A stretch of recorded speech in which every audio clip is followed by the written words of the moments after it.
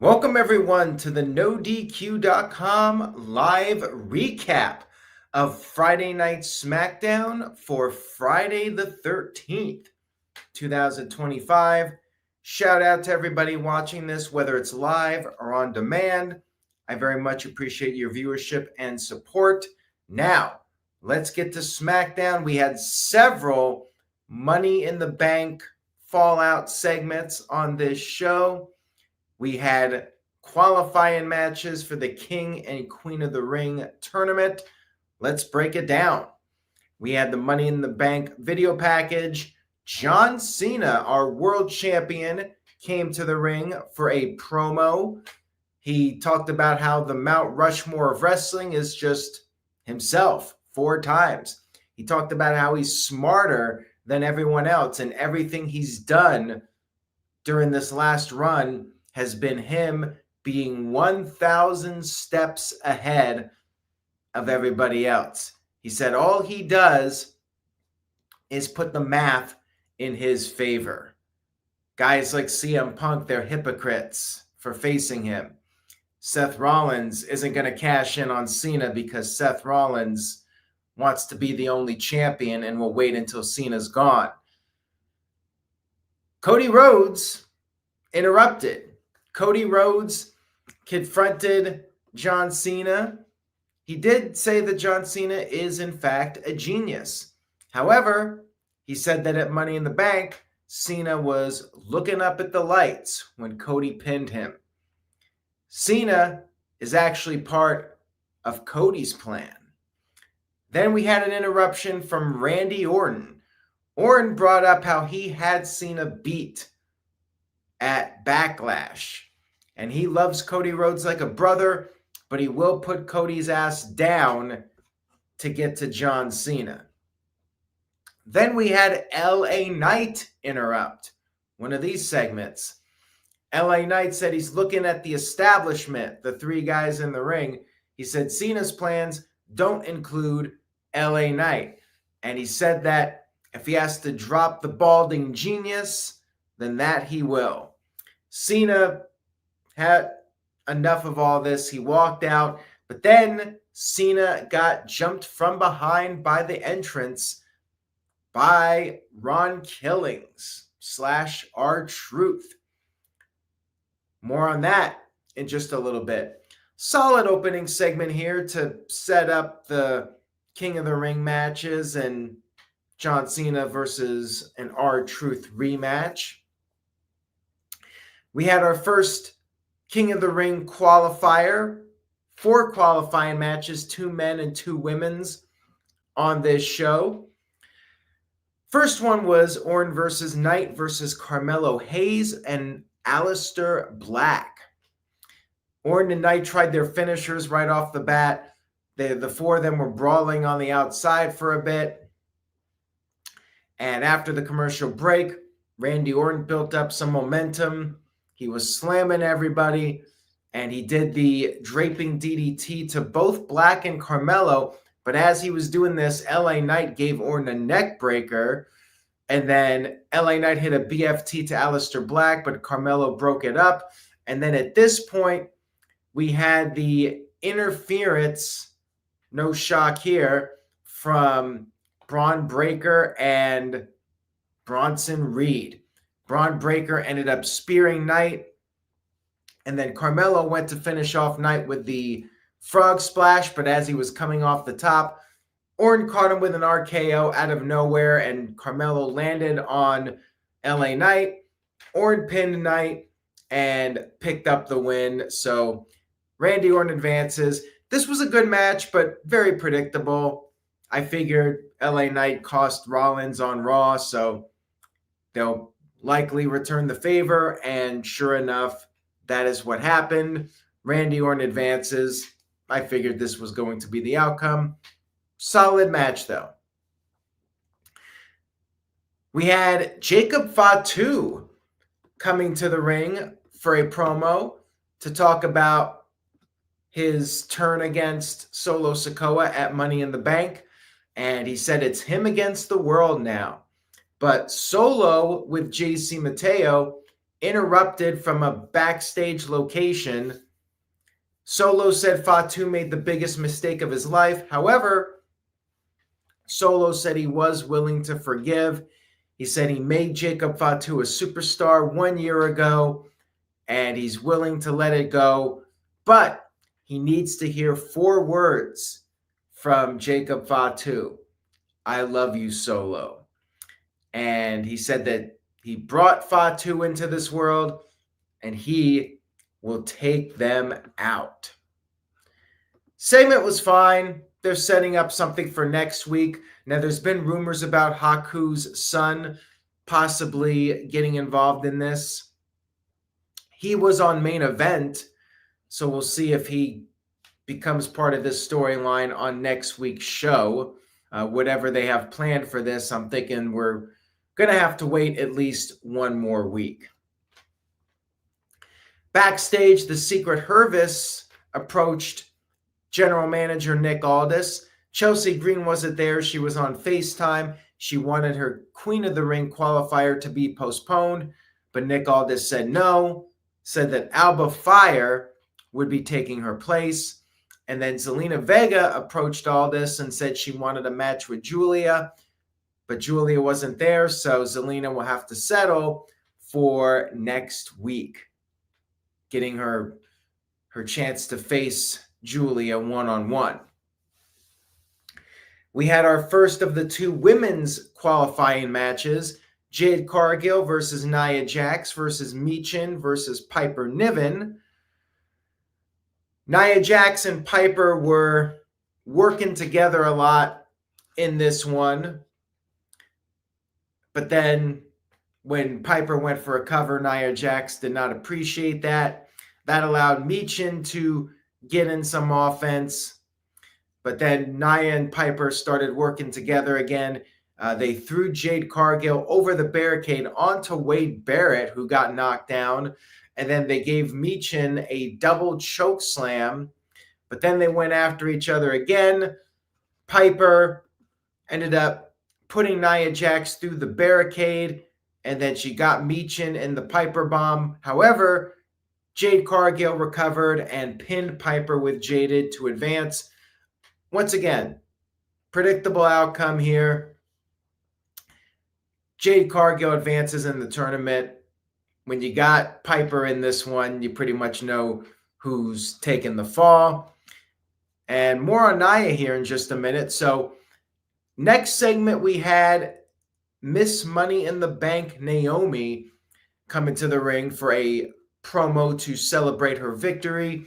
She said she took what she deserved, and she brought up how when she tried to beat Nia Jax last year, Tiffany Stratton was always screwing her over, and now it's going to feel so good for Naomi when she holds Tiffany's championship over her head. Now, the women's champion, Tiffany, came out there, and she said Naomi is all talk and no action, dared her to cash in right there, prove her wrong. Naomi said she'll cash in when Tiffany will least expect it. And in the meantime, she vowed to make Tiffany's life a living hell. And she said Tiffany's time is almost up. Tiffany needs to proceed with caution. She left the ring, and then Nia Jax, who was still out there, she was angry about not winning the 4-way. She attacked Tiffany, gave her the Annihilator, and then Naomi came in and was going to cash in, but Nia said, not so fast, you leave. So Naomi will have to wait another day to cash in her Money in the Bank contract. Backstage, we had the various tag teams discussing who was going to get the first crack at the Wyatts. DIY, of course, suggested all the other teams, and Nick Aldis did end up picking Motor City Machine Guns. So we had Motor City Machine Guns versus Dexter Lumis and Joe Gacy. I have to say, I'm over the Wyatt 6 at this point. I really feel like the team has run its course. The act has run its course. Crowd didn't really seem to care too much about this either. Match was all right, but I just had a hard time getting invested in it. You had Motor City Machine Guns getting in some offense, but then Joe Gacy prevented the Skull and Bones, and they double teamed one of the machine guns, and then Uncle Howdy was giving instructions, and Dexter Lumis won with the top rope leg drop. I didn't really care about it too much. People were saying it was a bad crowd, but the crowd was hot for John Cena and CM Punk and some of the other people that were on this show. They just didn't care about the Wyatts. I hate to say it. The Wyatt Six, they've become an entrance. That's really what they are at this point. They're an entrance and nothing more. I really hate to say it because I liked the act and I was a fan of them forming it, but too much time with them being off, I think, just sucked out all of the life in their act. And anything they do now, you know, the VHS tape, it just feels like rehash. Like it's done to me. I think it's time to move on. I hate to say it. We had our next segment, which was John Cena. He stormed out to the ring. He was pissed off about being attacked. And backstage, he was looking for R-Truth. He ran into Jimmy Uso. And then he came to the ring. He told people to shut up because they were singing John Cena sucks. He said R-Truth crossed some lines. He called out R-Truth for a fight. But instead, we got CM Punk making a surprise appearance on Friday Night SmackDown. And Punk offered Cena the chance to give the people a happy ending. But Cena said he would not waste his time with that. His championship is the only thing that matters. And then Punk had some words for Cena. He said that Cena looks like a 2-year-old toddler that struck out playing his little baseball game. And he said that Cena actually sounds like CM Punk, talking about taking the championship and leaving, which is what CM Punk did in 2011. He called Cena a joke for making himself all 4 figures on Mount Rushmore. Punk brought up guys like Harley Race and Terry Funk.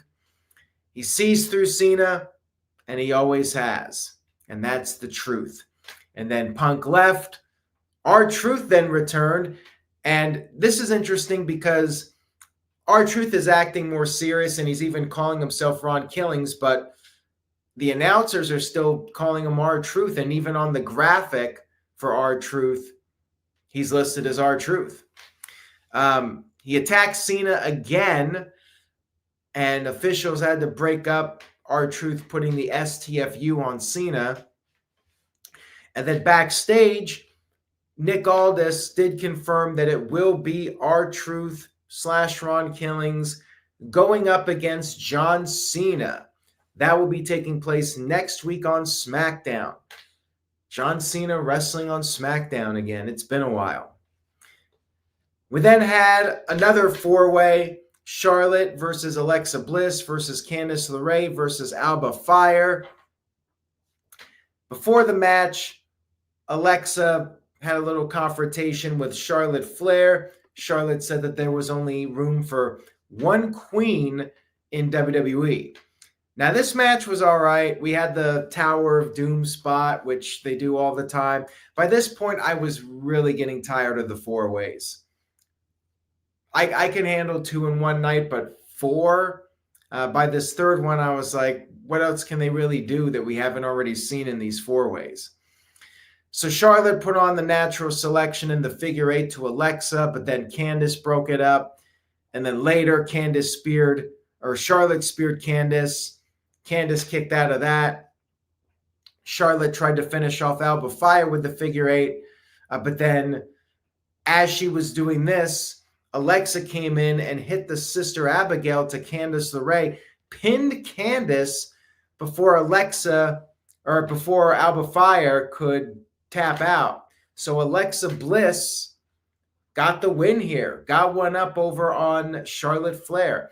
I did like the ending. I thought that was creative with Alexa pinning Candice before Alba Fire tapped out to Charlotte. So Alexa advances. Charlotte came close, but no cigar. Then we had our final match of the evening, the last of the four-way matches.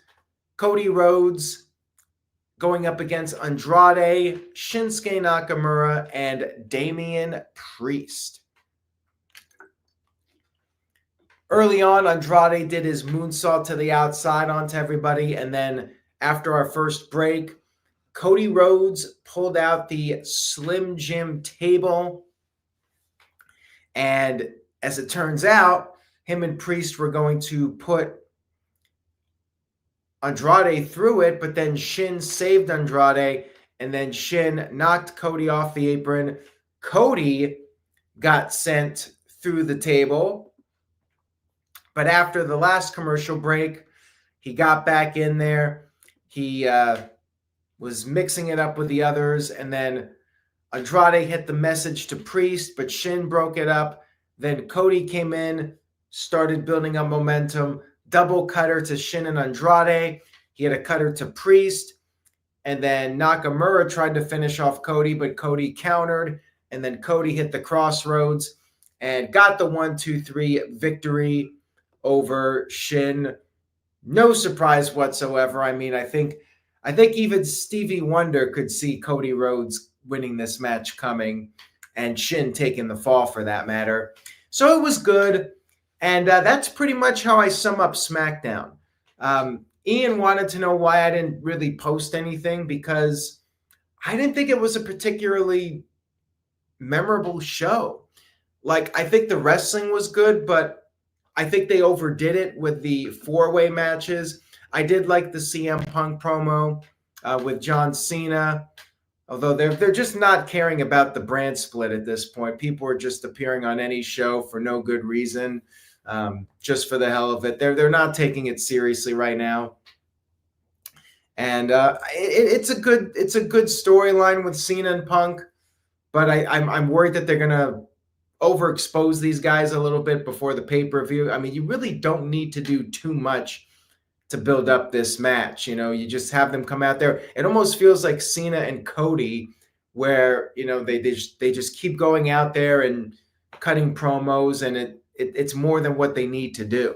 But, you know, they got time to kill until the show.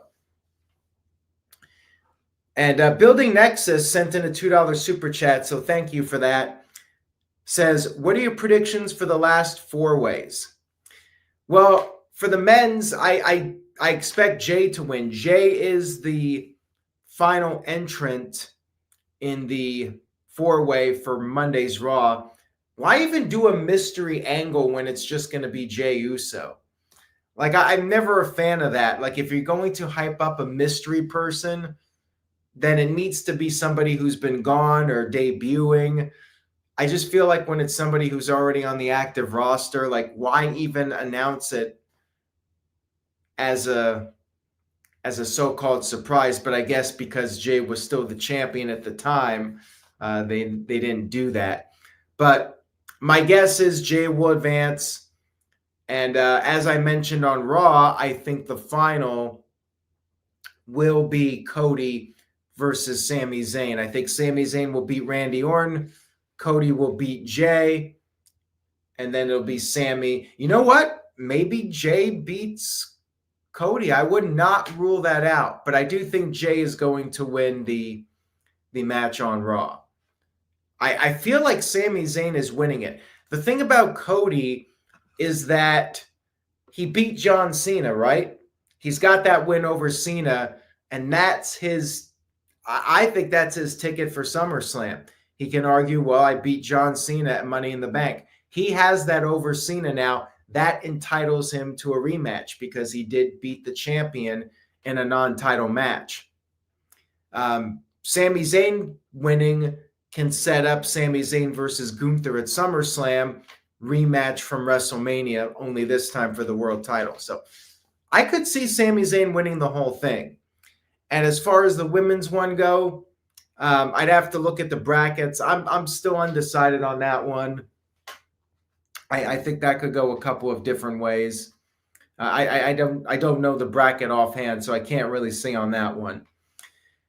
Anyways, guys, thank you all for watching. I appreciate it very much. Again, happy Friday the 13th to everybody out there. We now move on to Saturday the 14th. Jason is very sad until the next one, but it is what it is. Have a great weekend, everybody. Stay tuned to NoDQ.com for the very latest. Stay tuned to the channel. We have a new episode of What? Wrestling's Hottest Audacious Takes coming to the channel this weekend, so stay tuned for that. Take care, everybody. Say yes to NoDQ.com, and I will see you all next time.